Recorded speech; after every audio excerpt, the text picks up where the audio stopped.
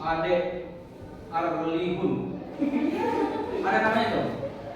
Adek Arlina. Ada Adinda Putri. Ahmad Naim.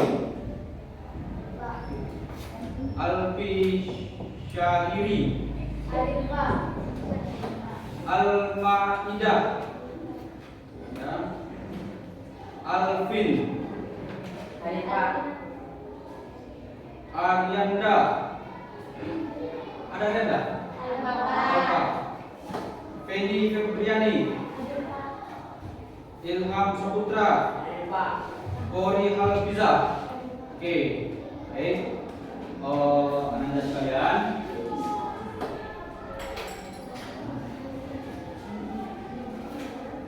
untuk kali ini pembelajaran kita adalah tentang bimbingan dan konseling, ya, tentang bimbingan dan konseling. Kita akan mempelajari tentang pokoknya itu adalah tentang miskonsepsi dalam bimbingan konseling, ya. Jadi sebelumnya tahu nggak bimbingan konseling itu seperti apa itu? Belum pernah ya, belum pernah. Oke, baik anak sekalian. Jadi di dalam pembelajaran nanti, ya, Bapak ingin supaya kita itu aktif, ya, aktif dalam mengikuti pembelajaran. Kita nanti akan membahas tentang kedekatan kita terhadap bimbingan dan konseling, ya. Tapi kita nanti akan membahas itu tentang miskonsepsinya, ya, miskonsepsi, ya, tentang miskonsepsi. Oke, jadi nanti dalam upaya pelayanan yang Bapak akan berikan, Bapak harapkan kita semua itu aktif dalam berpendapat. Ya, ini kan kita sudah membagi-bagi kelompok, karena kelompok 1, kelompok 2, 3, dan 4, ya. Sambil kita nanti melakukan diskusi kelompok, ya, kita melakukan diskusi kelompok. Nanti kita akan berdiskusi bersama-sama, ya, dalam kelompok setelah Bapak menyampaikan materi. Nanti dalam pelayanan tidak ada yang ribut, ya, tidak ada yang melakukan kegiatan yang lain. Tidak ada yang bercerita, kita semua fokus terhadap materi yang Bapak berikan. Kira-kira itu bisa? Bisa. Oke. Baik, sebelum kita memulai pelajaran, alangkah lebih baiknya kita berdoa terlebih dahulu. Ya, silakan. Nanda, silakan dipimpin doanya.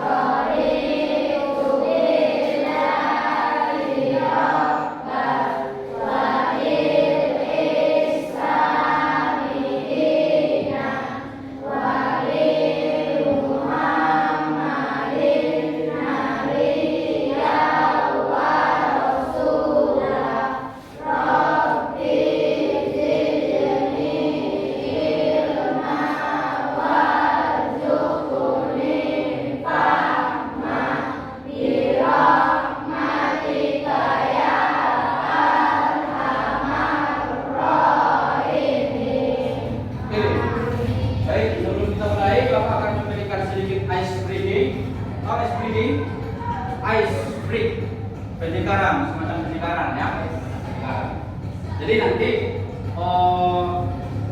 kalau Bapak ucapkan selamat pagi, kita bertepuk, ya, 2 kali. Ya, kalau Bapak ucapkan siang 3 kali.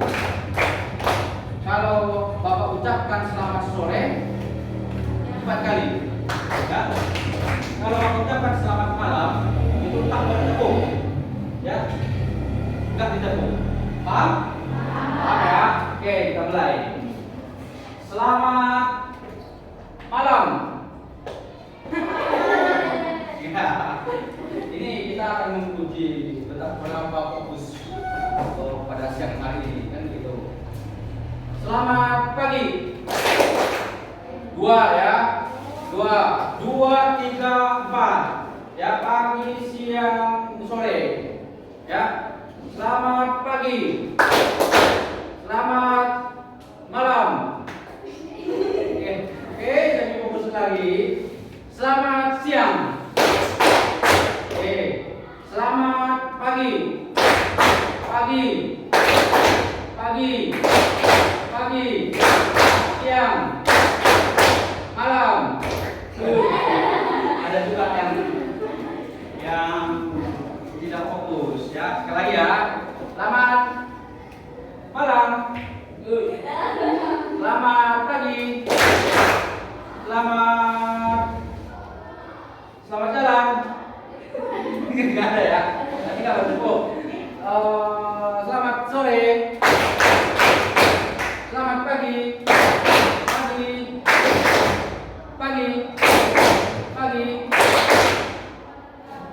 Siang.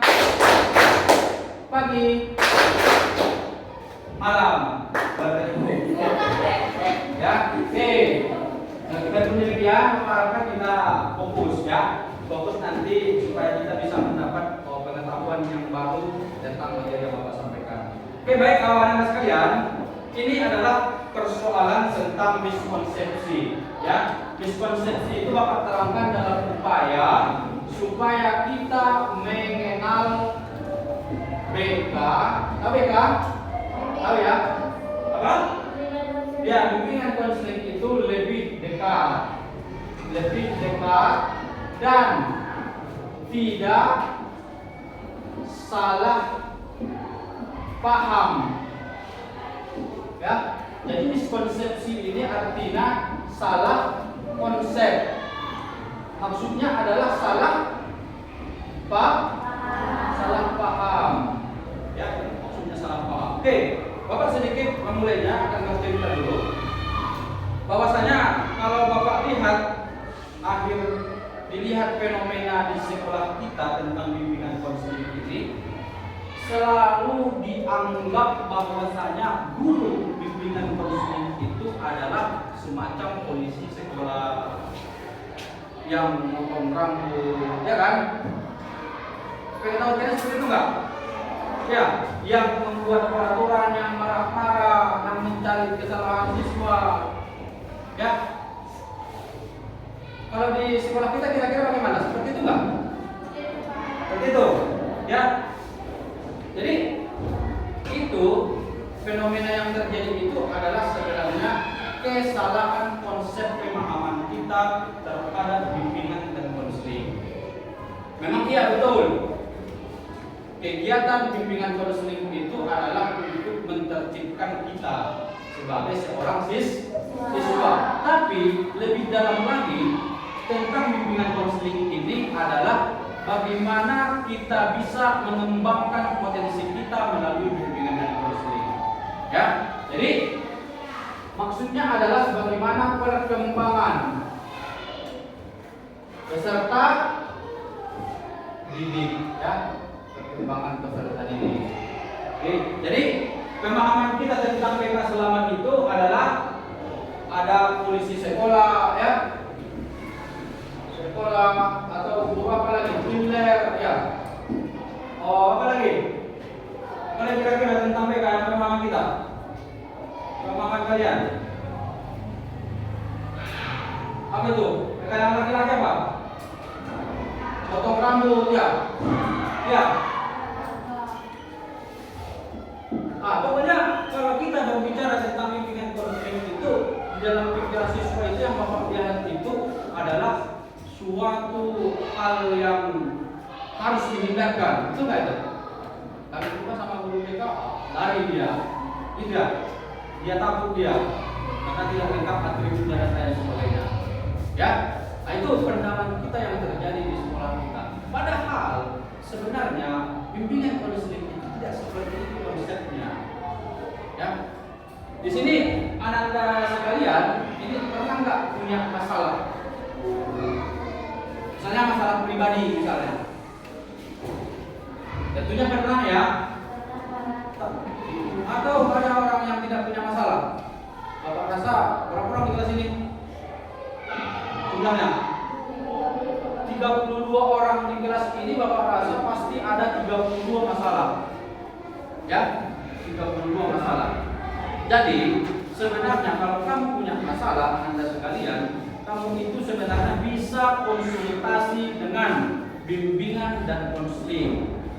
Berapa gurunya di sini? Misalnya ada 5. Kamu bisa memilih berbuat janji dengan guru itu dalam upaya untuk mengentaskan permasalahanmu, ya, dalam upaya untuk menyelesaikan sebuah permasalahan yang kamu miliki.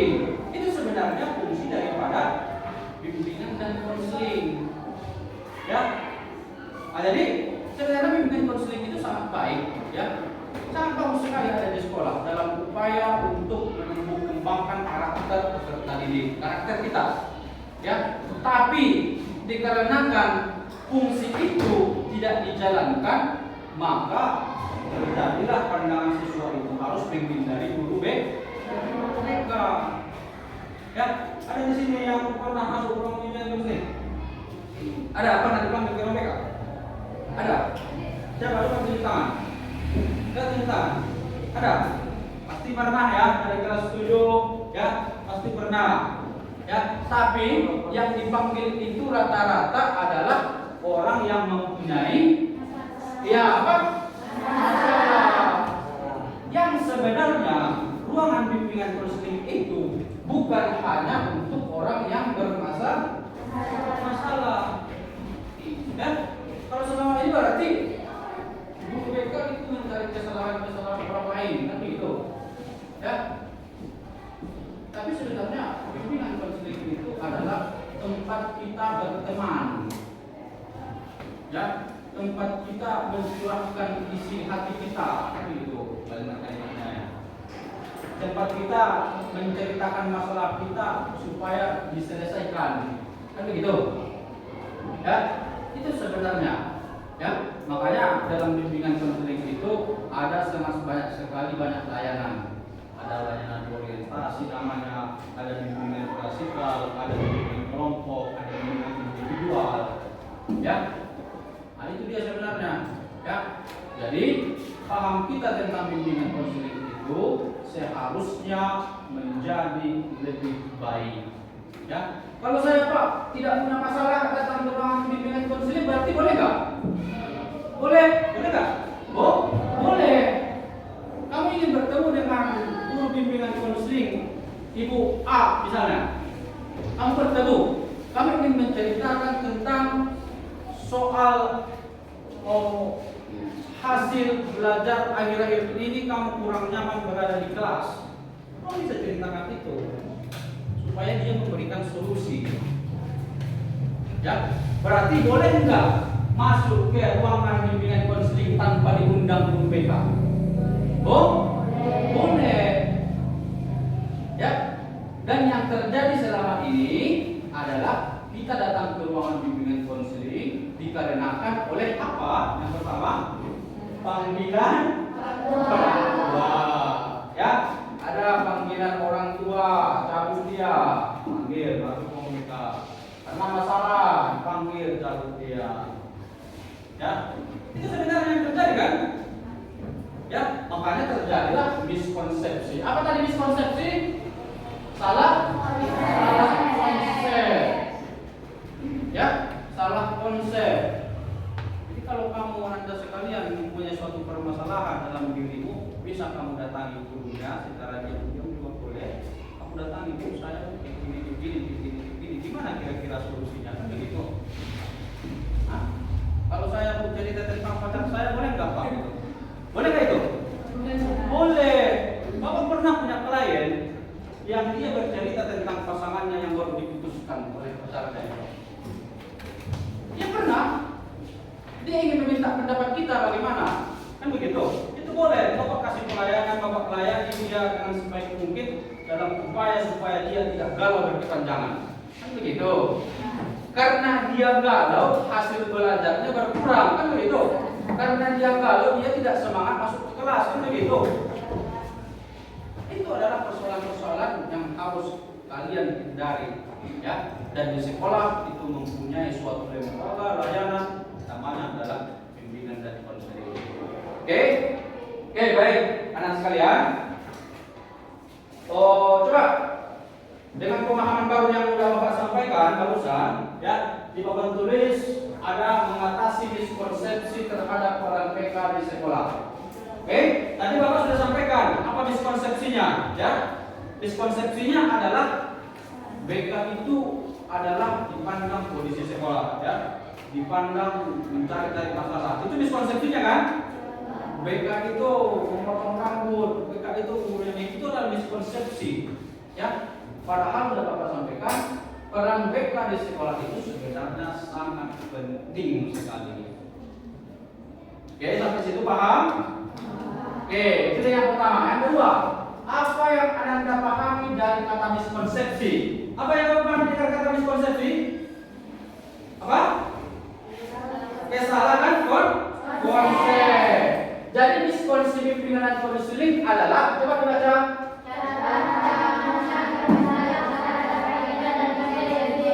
Ya, cara pandang yang salah, cara pandang yang salah terhadap bimbingan dan konseling. Yang ketiga, miskonsepsi terhadap PK.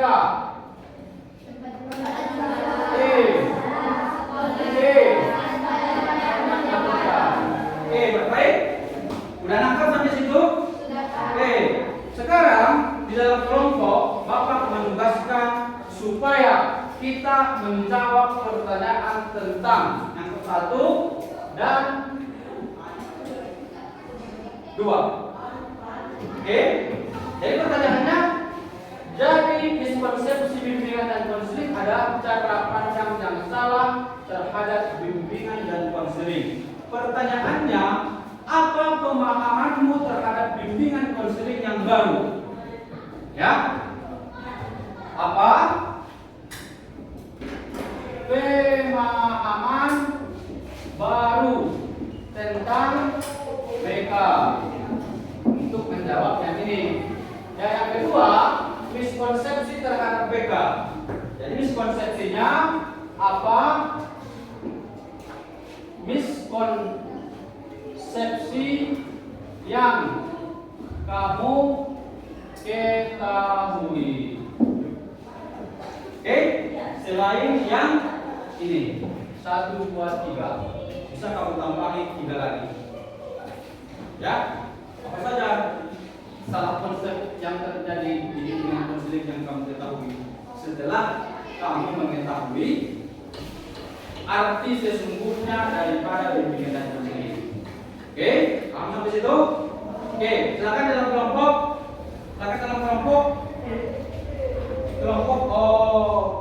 Dibuatkan menjawab, diskusikan tentang kedua pertanyaan ini. Silakan dibuat.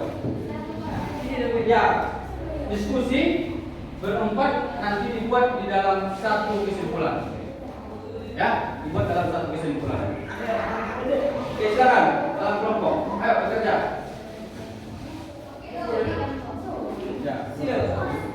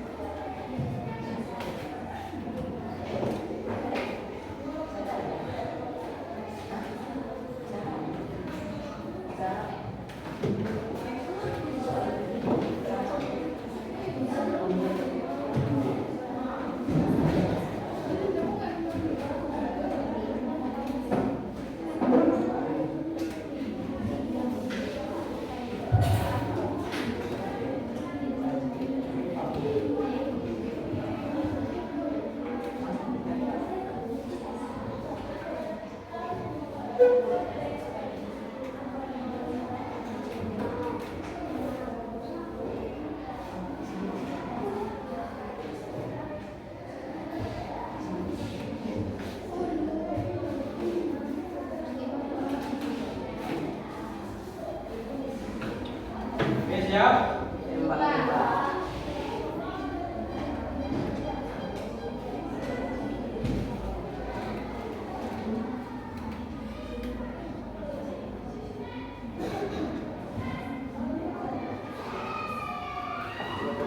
Oke, coba kelompok dua coba bacakan ke depan hasil daripada yang didiskusikan.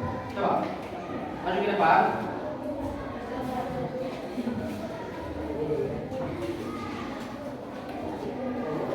Oke, mereka. Oke, Bapak tanya dulu ya, udah jawab ya. Oke, pertanyaannya adalah berarti miskonsepsi salah paham tentang isu-isu BK yang terjadi di sekolah sudah diketahui atau belum? Sudah, ya. Jadi pemahaman baru yang diketahui seperti apa?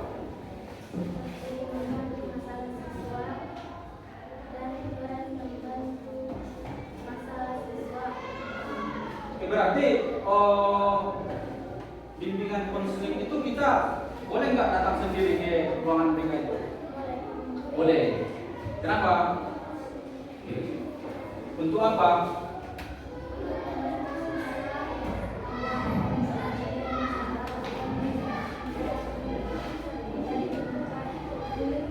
Tempat berdiskusi, ya, yang BK. Oke, tahan dulu.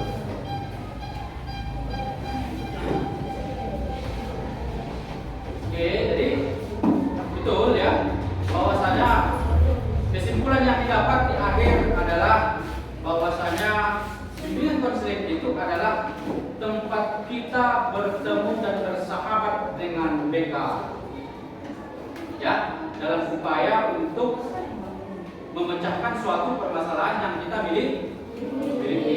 Oke, coba kira-kira apa? Coba dari situ ya. Apa kesimpulan yang didapat? Baca saja, coba. Apa kesimpulan yang didapat? Boleh yang mana saja.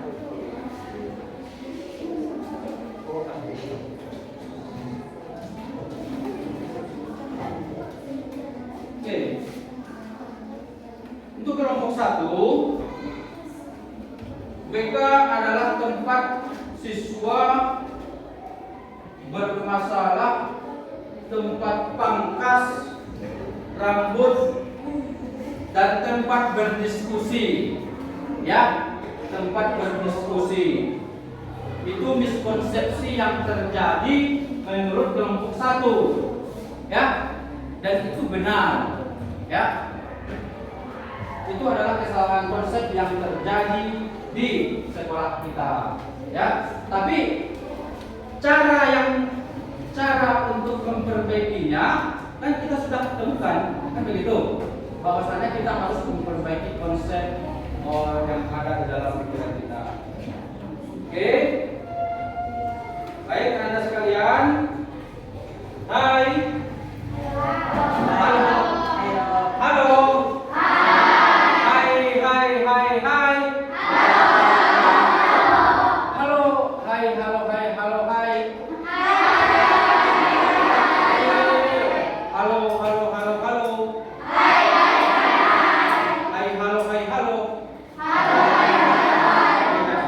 Oke, baik, nanti hasil diskusinya nanti dikumpul ya, hasilnya dikumpul supaya Bapak minggu depan kita akan mempresentasikan hasil daripada kesimpulan yang kita dapat. Oke, baik, anak-anak sekalian, Bapak ingin bertanya kepada setiap anggota kelompok, ya, bertanya kepada setiap anggota kelompok. Ya.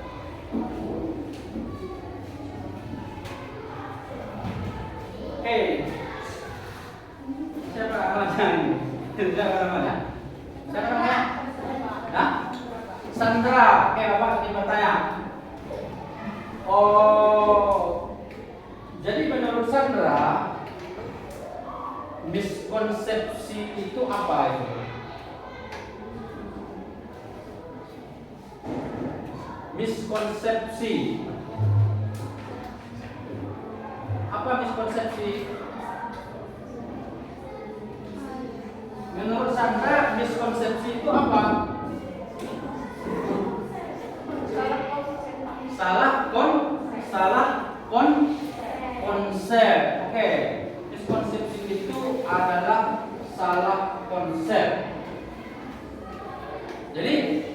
Menurut siapa nih? Hah? Apa? Nabila. Oke, Nabila. Jadi, bagaimana kalau kita datang ke ruang BK itu tanpa dipanggil, itu boleh nggak? Boleh. Pernah ke ruang BK? Nggak. Pernah dipanggil ke ruang BK? Pernah. Pernah datang sendiri ke ruang BK? Pernah. Ngapain? Nyam sapu. Ya. Oke, berarti pada kesimpulannya Anda sekalian, ya, sebelum kita akhiri, pada kesimpulannya bahwasanya bimbingan konseling itu bisa kita kunjungi kalau kita mempunyai suatu masalah yang kita miliki, ya. Jadi Bapak ingin mengajak kita semua berkomitmen. Komitmennya adalah bahwasanya bimbingan konseling itu adalah sahabat dari sahabat apa? Siswa, ya. Kalau ada guru bimbingan konseling itu yang kerjaannya hanya dari masalah, mencari apa segala macam kesalahan, berarti itu tidak tepat, ya. Itu tidak tepat, ya. Seharusnya bimbingan konseling itulah sahabat siswa, ya. Oke, baik, adik sekalian, itu dia tentang miskonsepsi bimbingan dan konseling. Oke, kira-kira ada yang menanyakan sebelum kita akhiri? Berapa menit lagi kita istirahat? Berapa menit lagi? 5 menit lagi. Oke, baik teman-teman sekalian. Sebelum Bapak akhiri, ya, Bapak ingin memberikan kesimpulan tentang apa yang kita pelajari hari ini, ya. Yang pertama kesimpulannya adalah, Bapak didengar, kesimpulannya adalah bahwasanya bimbingan konseling itu adalah sahabat daripada siswa. Kita bisa berkunjung ke ruangan bimbingan konseling upaya untuk pengentasan masalah, ya. Nah, jadi kita harus membuang berkomitmen bahwasanya bimbingan konseling itu bukanlah polisi sekolah. Bimbingan konseling itu bukanlah hal yang menakutkan. Oke, sampai situ paham semuanya? Oke, baik, anak sekalian, karena waktunya sudah habis, Bapak pikir kita akan sambung minggu depan untuk materi selanjutnya. Oke, baik, silakan sebelum kita pimpin doanya, Bapak. Silakan pimpin doanya.